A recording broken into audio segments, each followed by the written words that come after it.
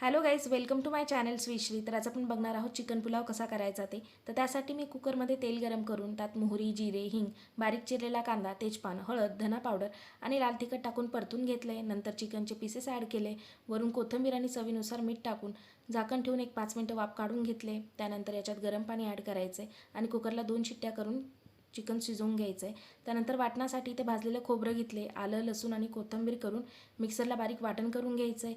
इथे 1 ग्लास जितके बासमती तांदूळ घेतले ते धुवून 10 मिनिटासाठी भिजायला ठेवले. त्यानंतर कुकरमध्ये तेल गरम करून मोहरी, जिरे, बारीक चिरलेला कांदा आणि मिक्सरमधून काढलेलं वाटण टाकायचं आहे. तेजपान, धना पावडर, हळद, लाल मसाला, काळा मसाला, एव्हरेस्टचा चिकन मसाला आणि एव्हरेस्टचा 1.5 चमचे बिर्याणी मसाला टाकून परतून घेतला आहे. त्यानंतर हिरवी मिरची, टोमॅटो, थोडं पाणी टाकून मसाला शिजवून घेतला आहे.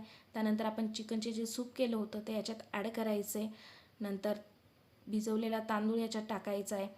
चवीनुसार मीठ, कोथिंबीर आणि 1 चमचा तूप टाकून कुकरच्या 3 शिट्ट्या घ्यायच्या आहेत. आपला चिकन पुलाव रेडी आहे. रेसिपी आवडल्यास माझ्या चॅनलला सबस्क्राईब करा. Thank you for watching.